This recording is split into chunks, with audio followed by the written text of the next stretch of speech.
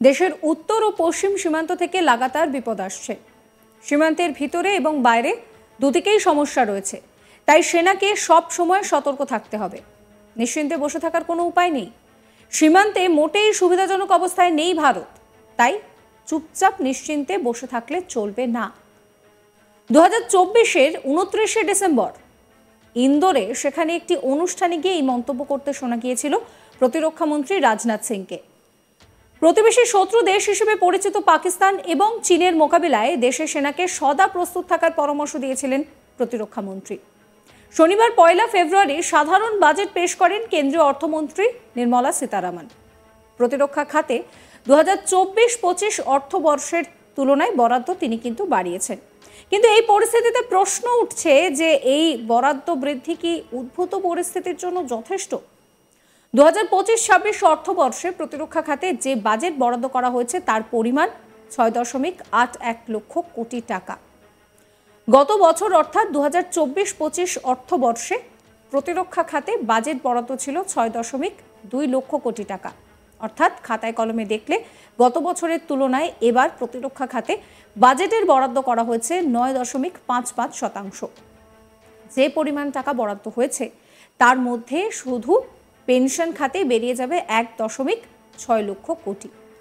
প্রসঙ্গত, এবারের বাজেটে অর্থাৎ 2025-26 অর্থবর্ষে সেনাবাহিনীর আধুনিকীকরণের জন্য ক্যাপিটাল এক্সপেন্ডিচার বা রাজস্ব ব্যয় বরাদ্দ হয়েছে 1.8 লক্ষ কোটি টাকা।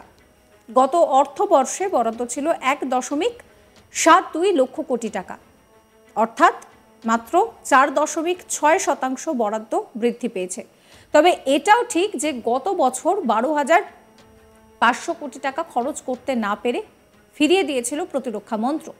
অত্যাধুনিক যুদ্ধবিমান, সাবমেরিন এবং ড্রোন কেনার পাশাপাশি সশস্ত্র বাহিনীর পরিকাঠামো উন্নয়নে ব্যবহার করা হবে বাজেটে বরাদ্দ হওয়া অর্থ। যদিও শনিবার বাজেট পেশের পর তাঁর দফতরের বরাদ্দ বৃদ্ধি নিয়ে সন্তোষ প্রকাশ করেছেন প্রতিরক্ষা মন্ত্রী রাজনাথ সিং। তিনি জানান যে প্রতিরক্ষা খাতে 2025-26 অর্থবর্ষে 6.81 লক্ষ কোটি টাকা বরাদ্দ করা হয়েছে, যা গতবারের তুলনায় 9.55% বেশি। ডিফেন্স বাজেট কেন্দ্রীয় বাজেটের 13.44%। ডিফেন্স ফোর্সের আধুনিকীকরণ আমাদের সরকারের কাছে সবচেয়ে বেশি অগ্রাধিকার পাচ্ছে। রাজনাথ সিং কি বলছেন শোনাবো আপনাদের।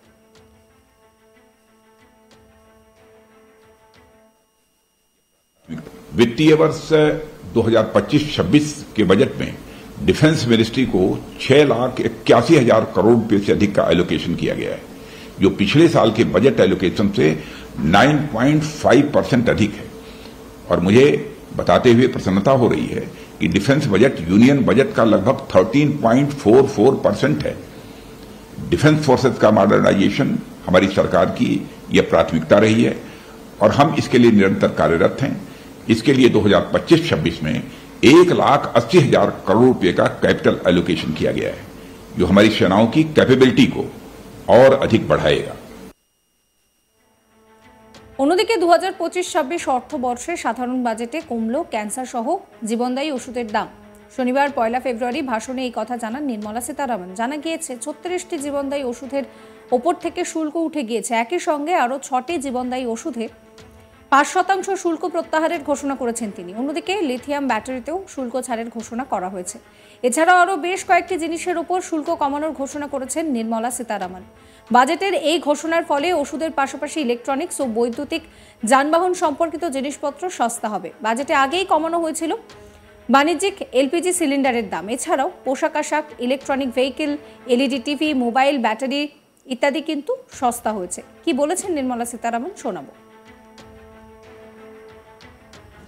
Particularly those suffering from cancer, rare diseases, and other severe chronic diseases, I propose to add 36 life-saving drugs and medicines to the list of medicines fully exempted from basic custom duty.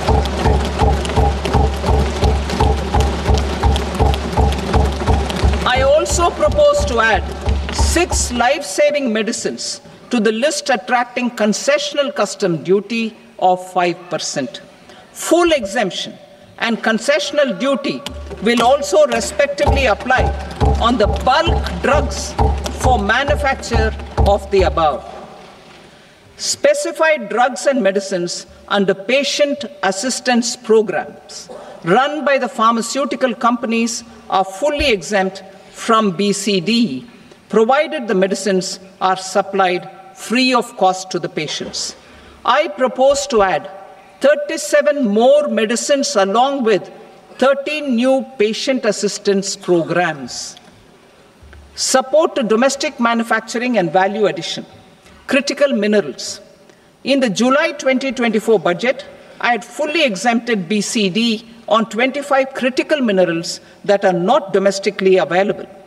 I had also reduced BCD of 2 other such minerals to provide a major fillip to their processing, especially by MSMEs.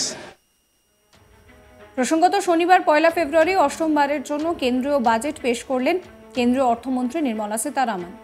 আর এই বাজেটে ব্যক্তিগত আয়করে বড়সড় ছাড়ের ঘোষণা করলেন কেন্দ্রীয় অর্থমন্ত্রী। এদিন ব্যক্তিগত আয়করে 12 লক্ষ টাকা পর্যন্ত কোনো কর দিতে হবে না বলে বাজেট বক্তৃতায় ঘোষণা করেছেন নির্মলা সীতারামন। এছাড়াও চাকরিজীবীদের জন্য আরও একটি উল্লেখযোগ্য ঘোষণা করেছেন তিনি জানিয়েছেন এবার থেকে স্ট্যান্ডার্ড ডিডাকশন স্ল্যাবের বেড়ে হয়েছে ৭৫,০০০ টাকা, যা এতদিন ৫০,০০০ টাকা ছিল। অর্থাৎ মোদ্দা কথা, দেশের সাধারণ চাকরিজীবী মানুষ ১২,৭৫,০০০ টাকা পর্যন্ত আয়করের ছাড় পাবেন। এদিন তার বাজেট ঘোষণা করতে গিয়ে নির্মলা বলেন যে প্রত্যক্ষ কর ব্যবস্থায় আমাদের মূল লক্ষ্যই হলো ব্যক্তিগত আয়করে মধ্যবিত্ত শ্রেণীকে সুরাহা দেওয়া, সেই সঙ্গে স্বেচ্ছায় আয়কর ঘোষণার পথ প্রশস্ত করা। তাছাড়া উচ্চ মূল কর আদায়ের হার কমিয়ে প্রবীণ নাগরিকদের আর্থিক সুবিধা করে দেওয়া। শোনাবো আপনাদের নির্মলা সীতারামনের কথা। I am now happy to announce that there will be no income tax payable up to income of 12 lakh rupees. Slabs and rates are being changed across the board to benefit all taxpayers. The new structure will substantially reduce the taxes of the middle class and leave more money in their hands, boosting household consumption, savings and investment. In the new tax regime, I propose to revise tax rate structures as follows: 0 to 4 lakh rupees nil, 4.8 lakh rupees to 4 to 8 lakh rupees 5%, 8 to 12 lakh rupees 10%, 12 to 16 lakh rupees 15%, 16 to 20 lakh rupees 20%, 20 to 24 lakh rupees 25%, and above 24 lakh rupees 30%. Subscribe করবেন আজ তাক বাংলার YouTube চ্যানেলকে, follow করতে ভুলবেন না WhatsApp চ্যানেলে। এই ভিডিও সম্পর্কে আপনাদের মতামত কমেন্ট সেকশনে গিয়ে অবশ্যই জানাবেন।